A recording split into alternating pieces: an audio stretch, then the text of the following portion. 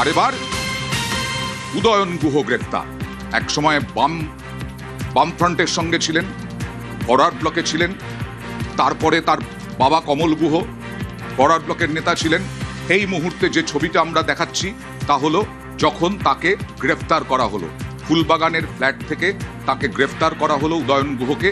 Cooch Behar police এসে গ্রেফতার করেছে এবং আবাসে কাটমানির অভিযোগে তাকে গ্রেফতার করা হয়েছে।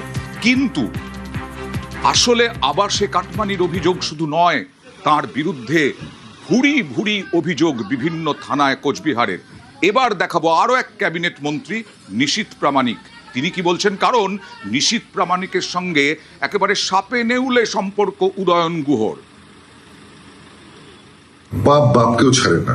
দিনহাটার সাধারণ মানুষকে যে লোকটা শান্তিতে থাকতে দেয়নি, দিনহাটার সাধারণ মানুষের জীবন যে বিষিয়ে তুলে অকথ্য অত্যাচার করেছেন, তার নাম উদয়ন গুহ। আর সেই বাঘ আজকে বেড়াল হয়ে খাঁচাবন্দি। এই উদয়ন গুহ এক সময় বিজেপির কর্মীদেরকে মিথ্যে মামলায় গাঁজা কেসে ফাঁসিয়েছিল। আজকে তারই প্রত্যাবর্তন ঘটছে না তো। আর এটা তো সবে শুরু। শুধু গুরু নয়, গুরুর যারা ভক্ত আছে, শিষ্য আছে, তাদেরও সময় ঘনিয়ে এসছে। দুজনে মিলে অত্যাচার করেছিল, বাবা এবং ছেলে, দুজনকেই সাজা পেতে হবে। গ্রেফতার উদয়ন গুহ। 2026-এ পালাবদলের পর একে একে মন্ত্রীরাও গ্রেফতার।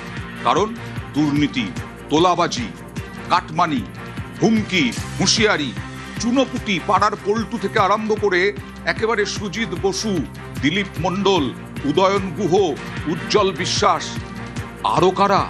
আরো কারা তালিকায়। আজকে মুখ্যমন্ত্রী শুভেন্দু অধিকারী হুঁশিয়ারি দিয়েছেন যে তোলাবাজি, দুর্নীতি, জমি দখল আর চলবে না। আর যারা করেছেন তাদেরকে শ্রীঘরের ঠিকানায় দেখাতে হবে। হাসপাতালের ইউনিট বানানোর নামে, শিশু হাসপাতালের ইউনিট বানানোর নামে কোটি কোটি টাকার তোলাবাজি উদয়ন গুহর বিরুদ্ধে। যেটা বলছিলাম, বিভিন্ন থানায় বিভিন্ন ধরনের অভিযোগ, একাধিক ব্যক্তিকে হুমকি দেওয়ার অভিযোগ। শুভঙ্করের কাছে চলে যাব আরো একবার। শুভঙ্কর, এই যে হাসপাতাল, শিশু হাসপাতাল করার নামে কোটি কোটি টাকা তোলাবাজি, এই ঘটনাটা কি?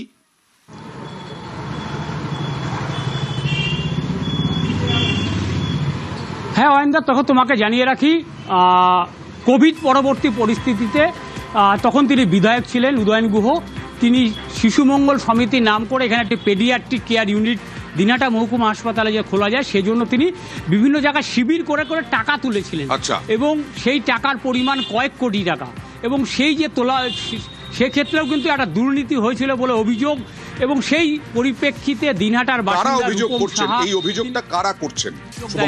আমরা এখন রূপম সাহাকে পেয়েছি। দিনহাটা শহরের বাসিন্দা রূপম সাহা, তিনি যেটা মনে করছেন এই শিশু মঙ্গল সমিতির নামে যে কোটি কোটি টাকা তোলা হয়েছে, সেক্ষেত্রে একটা বড় দুর্নীতি রয়েছে। কি তার অভিযোগ, কেন অভিযোগ, আমরা কথা বলে নেব এই রূপম সাহার সঙ্গে। কি অভিযোগ রয়েছে আপনার? ব্যাপারটা, অভিযোগটা রয়েছে সেটা মনে হচ্ছে না, সেটা সত্যি বাস্তব।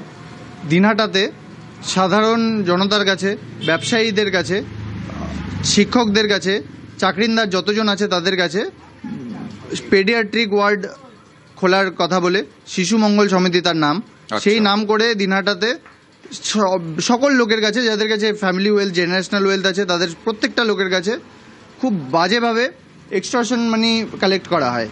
তো সেই যে এক্সটর্শন মানি কালেক্ট করা হয়, সেটার সংখ্যা যদি দেখতে চান, এক একজনের কাছে 20,000, 25,000, 1 লাখ, 2 লাখ, 3 লাখ এরকম করে টাকা তোলা হয়েছে।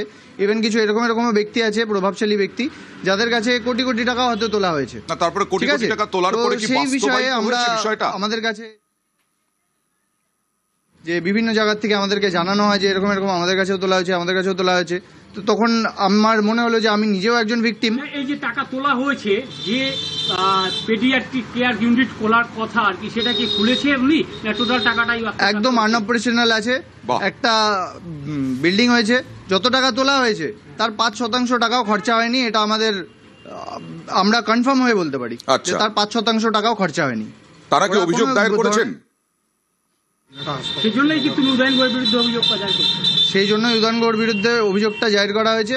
এই উদয়ন গুহ আজকে অ্যারেস্ট হওয়াতে দিনহাটাবাসী যতটা খুশি, তার থেকে বেশি খুশি আর অন্য কেউ হতে পারে না। আজকে আমি নিজে কেসটা করেছি, আমার থেকে অনেকটা বেশি খুশি দিনহাটার সাধারণ এটা কি জনতা। পালা বদলের আগে অভিযোগ দায়ের একেবারেই, করেছেন নাকি পালা বদলের অয়নদা- পরে অভিযোগ দায়ের করেছেন শুভঙ্কর, একবার জানতে চাও?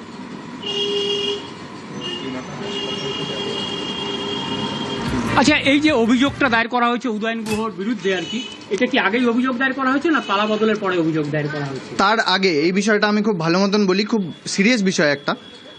আমার কাছ থেকে যখন টাকা তোলা হয় 50,000 টাকা ডিমান্ড করা হয়, তো আমি ওখানে অনেক নেগোশিয়েট করার পরে 25,000 টাকাতে তারা মানে। তো আমি আশাবাদী ছিলাম যে শিশুদের জন্য কিছু একটা ভালো কাজ হবে, বাট হয়নি, সেটা পরের কথা। এবার মেন কথা, আমাকে 25,000 টাকা যখন নেওয়া হলো, আমাকে রসিদ দিল 10,000 টাকার। তো 10,000 টাকা যখন রসিদ দেয়, তখন যখন আমি বলি যে আমাকে 10,000 টাকা রসিদ কেন দেওয়া হলো, আমার কাছ থেকে 25,000 টাকা নেওয়া হলো, বললো আপনি Okay. এরকম ভাবেই চুপচাপ থাকেন, দেখা যাক যদি এটা এই নিয়ে পদক্ষেপ কোনো এতে পুলিশ কি পদক্ষেপ করে, এখন সেটাই আমরা অপেক্ষা করব। উদয়ন গুহ, তাকে গ্রেফতার করা হলো, এবার এত এত অভিযোগ, এই অভিযোগে পুলিশ কি পদক্ষেপ করে আমরা সেই দিকেই নজর রাখব।